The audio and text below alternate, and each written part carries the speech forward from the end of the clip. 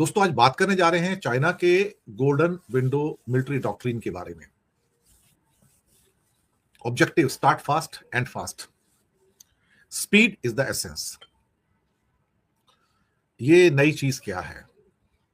हम ये तो सोच के चलेंगे कि भारत की आर्म्ड फोर्सेस के लिए एक नई चुनौती है और खास तौर से वो इस बात को समझते भी हैं। जिस किस्म की एक ऑक्टोपसी मिलिट्री प्लानिंग ताइवान के लिए की जा रही है चीन के द्वारा, तो पीएलए के द्वारा यानी कि पीपल्स लिबरेशन आर्मी जो कि चाइना की है, एक गोल्डन विंडो डॉक्ट्रिन सिद्धांत, एक नई चीज, एक प्रिपरेशन जो वो लागू कर चुका है और पाकिस्तान के साथ मिलकर भी इस गोल्डन विंडो जैसी चाल का एक तरह से कहा जाए तो थोड़ा पता लगा है। अब चाइना की पीएलए के वेस्टर्न थिएटर कमांड और पाकिस्तान आर्मी के वॉरियर 9 नंबर से एक जॉइंट एक्सरसाइज थी, एक जो 14 दिसंबर को खत्म हो गई, यानी कि परसों। अब कहने को तो ये पूरी जो एक्सरसाइज थी ये पीस और स्टेबिलिटी को मेंटेन करने के लिए थी। उनकी जो अपनी ट्रेडिशनल दोस्ती है उसकी बात करते हैं ये, लेकिन एक ऐसी स्ट्रेटजी जिसके अंदर वो 24 से 48 घंटे के अंदर वो अपनी पूरी आर्मी यूनिट्स को इतना स्विफ्टली तैयार करके क्या कहते हैं कि आगे ले आएगी कि जिसे क्या कहते हैं स्टार्ट फास्ट एंड फास्ट, यानी इससे पहले कोई समझ पाए, दूसरे व्यक्ति अपना प्रिपरेशन टाइम्स को मिले, उससे पहले जंग को खत्म कर दो। ये अब उनकी नई टेक्स्ट बुक है। जी हां, यानी कि जो डिप्लॉय करने का जो टाइम है, जो अपनी फौज को तैनात करने का जो वक्त होता है, अब वो सिर्फ 24 से 48 घंटे का है। 24 से 48 घंटे में तो सामने वाले को टाइम ही नहीं मिलता है। ये गोल्डन विंडो प्लान है, इसको लागू कर दिया गया है। ये ऐसा नहीं कि इन मेकिंग है। ये शुरुआत के 24 से 28 घंटे यानी कि 24 से 48 घंटे के अंदर, एक दिन से 2 दिन के बीच में चाइना की आर्मी अपनी फुल डिप्लॉयमेंट पे आ जाएगी। Full deployment means full deployment, nothing will be left, full control. और वो कहते हैं कि कुछ मिनट के अंदर, एक उनका डॉक्ट्रिन जो कहता है गोल्डन विंडो का, आपकी विक्ट्री इस बात के अंदर डिपेंड करेगी, इस बात के ऊपर डिपेंड करेगी कि आप कितनी जल्दी पहले गोली चलाएंगे और जितनी तेजी से शुरू करेंगे उतनी तेजी से खत्म कर दें उसको। यानी कि स्टार्ट फास्ट एंड फास्ट, ये उनकी नया डॉक्ट्रिन है। और चाइनीज प्रेसिडेंट शी जिनपिंग 2015 से कह रहे थे कि चाइनीज आर्मी जो है ना, वो अब स्टार्ट फास्ट एंड फास्ट के डॉक्ट्रिन पे काम करें और परमानेंटली अलर्ट रहें। लेकिन कुछ लोगों ने कहा कि ये बयानबाजी हो सकती है, भाषणबाजी हो सकती है। लेकिन मुझे लगता है कि चाइना का जो पूरा आर्मी का जो सिस्टम है गोल्डन विंडो के अंतर्गत, वो चेंज हो गया है। It's a permanent alert mode now. उन्होंने पूरे कंट्री में नेशनल डिफेंस मोबिलाइजेशन के ऑफिस बना लिए हैं। ये जिनजियांग, तिब्बत और बाकी सब जगह पर है। ये अब पुराने जो रेजिमेंटल स्ट्रक्चर है उसको एक कंबाइंड आर्म्स ब्रिगेड के द्वारा बदला जा रहा है। इंटीग्रेटेड कमांड आ गई है, जिसमें सबसे इंपॉर्टेंट चीज जो उनके पास है वो है सैटेलाइट ड्रोन्स और इलेक्ट्रॉनिक इंटेलिजेंस से रियल टाइम आंकड़े। ये सैटेलाइट और इलेक्ट्रॉनिक इंटेलिजेंस का इस्तेमाल ऑपरेशन सिंदूर में पाकिस्तान ने चीन की मदद से किया था। ये सबको पता है कि उनके पास हमारी रियल टाइम जानकारी जो पाकिस्तान के पास पहुंच रही थी वो चाइना के सैटेलाइट सिस्टम से, या जो रियल टाइम जो मूवमेंट होते हैं ये वहां से पहुंच रही थी। गलवान हो गया था, सबको पता है। और उसके बाद बहुत कम समय के अंदर अब उन्होंने एक 2021 अगस्त के अंदर तिब्बत मिलिट्री डिस्ट्रिक्ट में 24 घंटे में 10,000 सैनिकों को एक साथ जमा कर लिया था। 24 घंटे में। दिस इज समथिंग अनप्रेसिडेंटेड, क्योंकि ये सारे बहुत हाई लेवल के हिली इलाके हैं इनर हिमालयाज के अंदर, और 10,000 सैनिकों को डिप्लॉय करना 24 घंटे में एक मतलब बहुत बड़ी बात है। ये ऐसे ही कुछ और जगह पर भी जो सिस्टम्स हैं उनको भी लागू किया गया जो अत्यधिक ऊंचाई वाले हैं। अब ताइवान में कब्जे के लिए तो चीजें सबको दिखाई देंगी क्योंकि आप समुद्र में हैं, लेकिन हिमालय में कोई दिखाई नहीं देगा। तो अल्टीमेटली चैलेंज क्या है? Reaction time. जी हाँ, रिएक्शन टाइम। कि जो रिएक्शन टाइम है ना, ये बहुत ही ज्यादा किसी भी अपोनेंट के लिए कम हो जाएगा। मुझे लगता है कि हम इसी रिएक्शन टाइम की बात कर रहे हैं कि ये जो चाइना का जो गोल्डन विंडो का जो डॉक्ट्रिन है, ये दूसरे को रिएक्शन करने के लिए वक्त ही नहीं देता। बाय द टाइम दूसरा व्यक्ति फाइट मोड में आएगा, वो फाइट खत्म करने के कगार पर आ जाएंगे, और जब तक आप संभलोगे तब तक हो सकता है उनका कोई दूसरा अपोनेंट अपना एरिया ही गवा दे, चाहे ताइवान गवाए या हिमालयन रीजन में कोई और गवा दे या नॉर्दर्न रीजन में कोई और गवा दे। ये जो स्टार्ट फास्ट एंड फास्ट का डॉक्ट्रिन है, ये मुझे लगता है कि बहुत कम कंट्री होंगे जो इसको डिप्लॉय कर सकते हैं। अब ये गोल्डन विंडो के बारे में थोड़ा सा बात करनी जरूरी है। ये कॉन्सेप्ट है और इसको लागू किया जा चुका है और टेस्टेड है अभी। एक बहुत फास्ट मिलिट्री मोबिलाइजेशन टाइमलाइन है। ये ग्लोबल डिफेंस सिस्टम जो उन्होंने किया है गोल्डन विंडो के नाम से, एक मोबिलाइजेशन स्ट्रेटजी है। ये अपने आप में अनप्रेसिडेंटेड है for any kind of conditionality. ये किसी भी स्थिति में जो युद्ध की तैयारियां हैं, वो उस युद्ध को दुश्मन को पूरी तरह से रिएक्ट करने से पहले खत्म कर देता है। ये जो डॉक्ट्रिन है कहता है कि जब तक दूसरे को पता लगे कि हम क्या कर रहे हैं, तब तक आप एक्ट करके वॉर खत्म कर दो। दूसरा जब तक रिएक्ट करेगा तब तक उसे पता लगेगा वॉर ही खत्म हो गई है, चीज उनके हाथ से जा चुकी है। Timeline is one of the, क्या कहते हैं कि इसका मेन थीम है, जिसमें साइंस ऑफ मिलिट्री स्ट्रेटजी और उसकी लेटेस्ट एडिशन भी है कि मोबिलाइजेशन के लिए सिर्फ 24 से 48 घंटे, दैट्स ऑल। ये एक विंडो दिया गया है।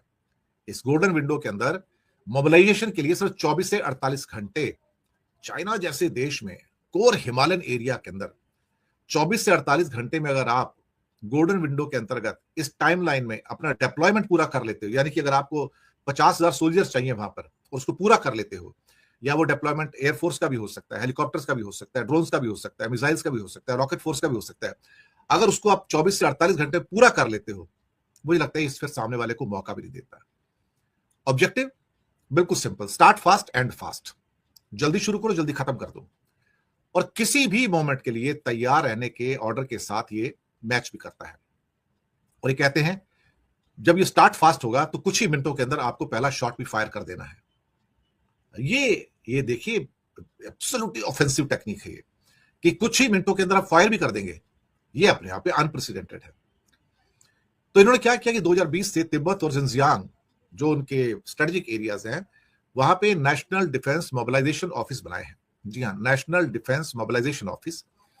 और ये जो इनकी स्ट्रेटजी है, वो कंबाइंड आर्म्स ब्रिगेड को इंटीग्रेट करने के लिए सैटेलाइट, ड्रोन्स, इलेक्ट्रॉनिक इंटेलिजेंस, उसका इस्तेमाल करके एडवांस कमांड नेटवर्क का लाभ उठाने के लिए मजबूर कर देते हैं। तो रियल टाइम जो इनका जो मूवमेंट है, जो इंटीग्रेशन है, उसका उनको लाभ मिल जाता है। बहुत कम मुल्क ऐसे हैं जो इतनी जल्दी चीजों को इंटीग्रेट कर पाए 24 से 48 घंटे में।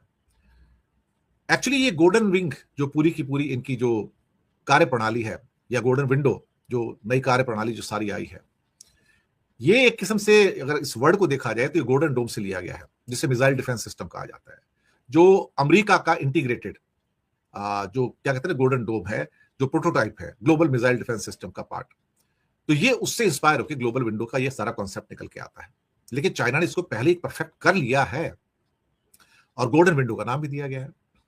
इसका मतलब कि एक चाइना का अगर कोई बहुत नजदीकी कॉम्पिटिटर है अगर कोई गोल्डन विंडो में, तो अमेरिका होगा गोल्डन डोम के नाम से। अब इसकी कैपेबिलिटी जो है इस सिस्टम में, जिसे क्या कहते हैं कि distributed early warning detection big data platform, जी हाँ, distributed early warning detection big data platform भी कहा जाता है। ये कहीं पर भी पूरे प्लेनेट पर एक साथ हजारों मिसाइल्स को ट्रैक कर सकता है। ये मुझे लगता है कि ये जो कैपेबिलिटी है ना, ये अनप्रेसिडेंटेड है। एक साथ हजारों ऑब्जेक्ट्स को, यानी कि मिसाइल्स को या कोई और ऑब्जेक्ट्स को ट्रैक कर सकता है, चाहे वो स्पेस में हो, एयर में हो। आपको स्पेस और एयर में फर्क है, बिल्कुल फर्क है। स्पेस तो 100-200 किलोमीटर आगे जाकर शुरू होता है, एयर तो 100 मीटर ऊपर से भी शुरू हो सकती है।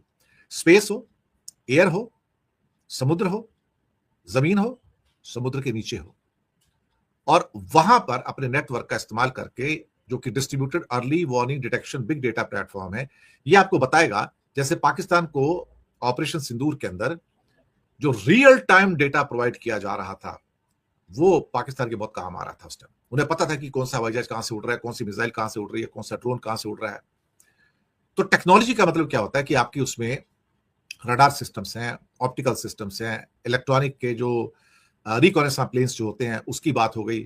तो डेटा को इंटीग्रेट करके एक ही प्लेटफॉर्म के ऊपर लेकर आता है जिसमें एक बिग डेटा एनालिसिस है। जी हाँ, बिग डेटा एनालिसिस है और एआई का इस्तेमाल करके आपका जो फ्लाइंग ट्रैक होता है, किसी भी ऑब्जेक्ट का हो सकता है, फ्लाइंग ट्रैक जो होता है किस किस्म का हथियार है और यह डेकॉय है, उसकी सारी इंफॉर्मेशन को चंद सेकंड के अंदर प्रोसेस कर लेता है। अब इसके लिए जिस लेवल पे जो हाई टेक्नोलॉजी चाहिए वो चाइना के पास है, इंडिया के पास नहीं है वो टेक्नोलॉजी। अभी हम ले सकते हैं लेकिन हमारे पास उस लेवल का सैटेलाइट मॉनिटरिंग या उस लेवल का जिसे क्या कहते हैं कि distributed early warning detection big data platform नहीं है हमारे पास, जहां तक मेरा अनुमान है। हो सकता है आर्मी के पास हो, उन्हें पता होगा, लेकिन हमारे पास शायद उतनी अभी क्षमताएं विकसित नहीं है, इलेक्ट्रॉनिकली उतनी क्षमताएं विकसित नहीं हुई है जितनी चाइना के पास विकसित होती चली जा रही है। ये तो अमेरिका भी जानता है और अमेरिका खुद कहता है कि मेरा जो कॉम्पिटिटर है, जिसकी नई जो रिपोर्ट आई है नेशनल सिक्योरिटी स्ट्रेटजी की, कि China is the competitor in this world right now for America, not India. Conditions क्या है? चाइना का दावा है कि उसने एक वर्केबल प्रोटोटाइप को डेवलप कर भी लिया है, टेस्ट कर लिया है। एक किस्म से अमेरिका का गोल्डन डोम जो अभी तक पेपर पे है, ड्राइंग बोर्ड पे है, मैं आपको बताऊं, गोल्डन डोम चाइना ने उसको कंसेप्चुलाइज कर दिया है, यानी कि उसको लागू कर दिया है। इसलिए शायद अमेरिका आज चाइना को अपना मेन कॉम्पिटिटर मानता है आने वाले सालों में, और चाइना भी अमेरिका को ही कॉम्पिटिटर मानता है।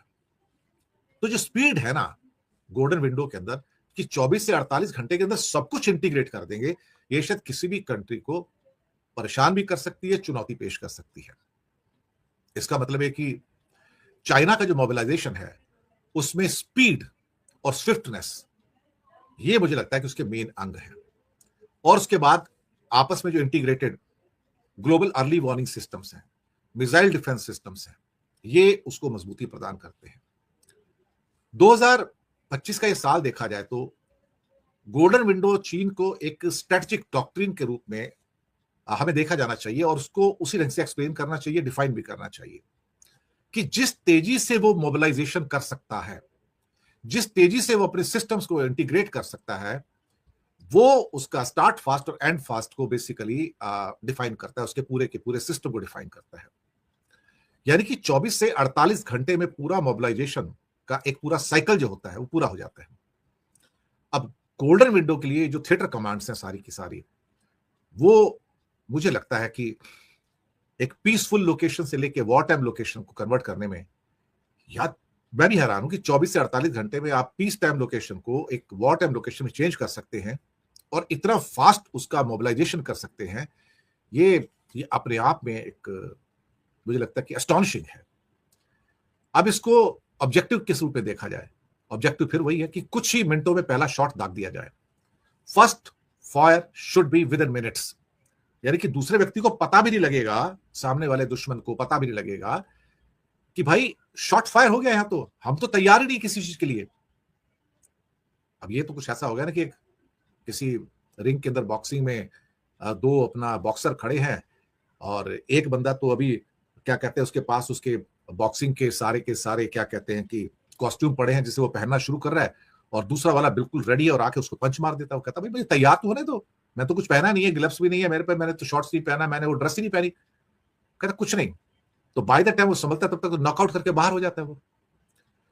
अब ये जो सारा का सारा जो इंटीग्रेशन है, पूरा का पूरा जो सिस्टम का इंटीग्रेशन है, जो इसने तिब्बत और जिंजियांग के अंदर वहां पर एलएसी के आसपास या उससे थोड़ा ऊपर लाइन ऑफ एक्चुअल कंट्रोल या उसके ऊपर जो तिब्बत और जिंजियांग में जो उसने डिफेंस के मोबिलाइजेशन के ऑफिस बनाए हैं, ये अपने आप में मुझे लगता है कि जो फॉरवर्ड लोकेशंस होते हैं, ये शायद एक किसी भी कंट्री के लिए या मंगोलिया के लिए या जो सेंट्रल एशियन रिपब्लिक है या ऊपर रशिया है या राइट में ताइवान है, तो उनके लिए एक बहुत बड़ी चुनौती पेश करते हैं।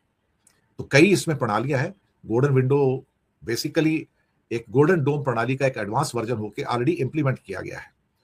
तो गोल्डन डोम तो पेपर पे है और ये जो प्रोटोटाइप है खासतौर से चाइना का है, ये ऑलमोस्ट अब ऑन द ग्राउंड रेडी है, बिल्कुल ऑपरेशनलाइज हो चुका है।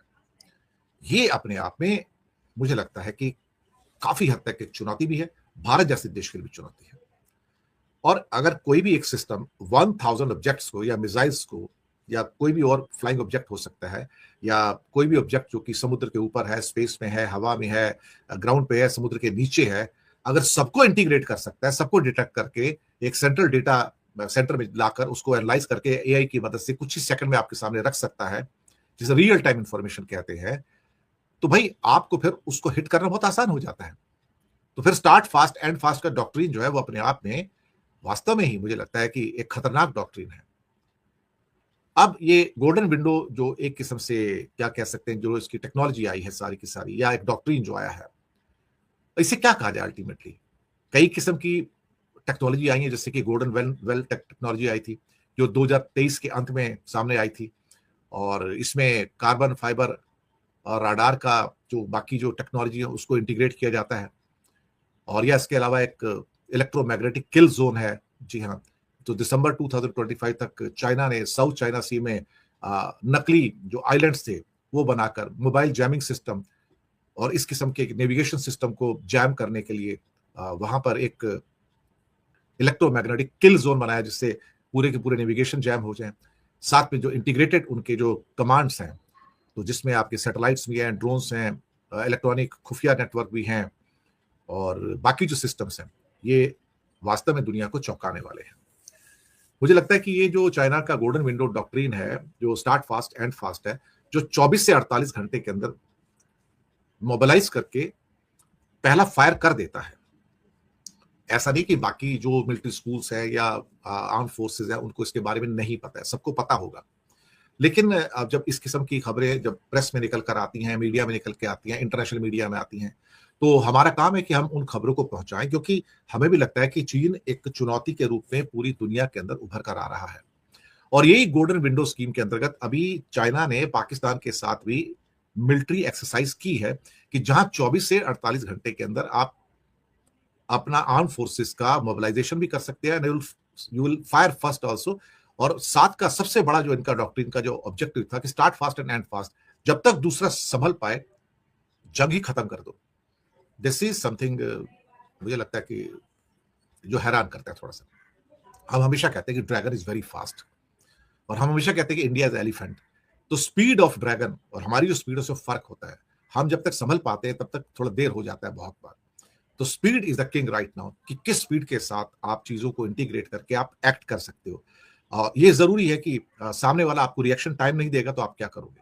तो मुझे लगता है कि नई नई चुनौतियां निकल के आ रही हैं, और बाकी ऐसा नहीं है कि बाकी जो मिलिट्रीज है वो इनकैपेबल है, वो नहीं कर सकते हैं, लेकिन वो भी तैयारियां करते हैं। पर कहीं ना कहीं चाइना को एक एडवांटेज आज की डेट में यह है कि उनकी जो इलेक्ट्रॉनिक्स है या उनकी जो सैटेलाइट कनेक्टिविटीज हैं, जो इंटीग्रेटेड कमांड्स हैं उनकी, द रियल टाइम जो उनका इंटीग्रेशन है और एआई की मदद है, वहां पर चाइना अभी कई देशों के मुकाबले माइल्स एंड माइल्स आगे चला गया। बल्कि अमेरिका भी फ्लबॉक्स्ड है कि अमेरिका तो गोल्डन डोम सोच रहा है, और ये गोल्डन विंडो उसको मोबिलाइज करके इंप्लीमेंट भी कर चुके हैं।